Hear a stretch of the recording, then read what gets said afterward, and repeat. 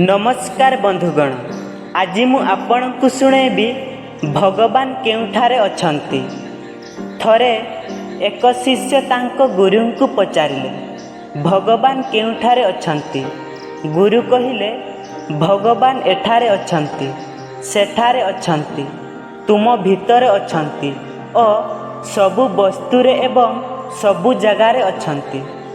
एसबु शुणिबा परे शिष्य किछि काम पाई अन्य गाँ जीवाकू बाहरिला। रास्तार जीवा बेले से देखिले एक हाथी बहुत द्रुत गतिर दौड़ी करी तांको आड़कू आसुछि एवं हाथी उपरे बसिथिबा महोत्सव उच्च स्वरे चित्कार करुछि जे रास्ता को छाड़, हाथीटी पागल हो जाइछि। किछि समय पूर्वरे कहिथिबा निज गुरुंकु कथा शिष्य मनरे चिंता कला जे भगवान प्रत्येक जिनिसरे, प्रत्येक प्राणी रे एवं सबु स्थानरे अछंती। एहार अर्थ हेउछि भगवान सेही हाथी रे मध्य अछंती एवं भगवान मो भितरे मध्य अछंती। जदि एपरि हुए तेबे कोन भगवान निजे निजकु मारिबो कि? एहा चिंता करी निज रास्तारू हटिला नहीं। हाथीटी द्रुत गतिरे तांको पाखकू आसिला। हाथी निज सुंढरे शिष्यंकु बहुत दूर फिंगी देला।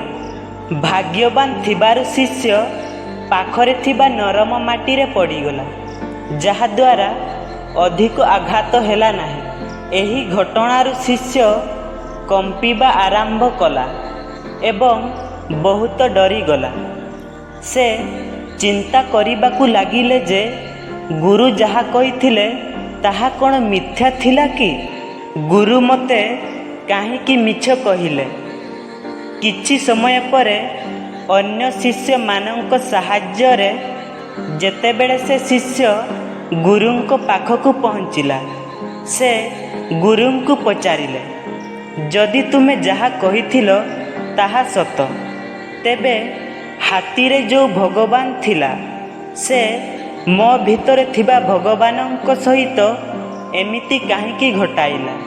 गुरु हसिले एवं कहिले, एहा सत्य, हाथी भितरे भगवान अछंती एवं तुम भितरे मध्य, किंतु सेही महोत्सव भितरे मध्य भगवान अछंती। तेणु तुमको बाटरू हटिबाकू कहूथिला, तुमे कौन पाई तांको कथा मानिलनी?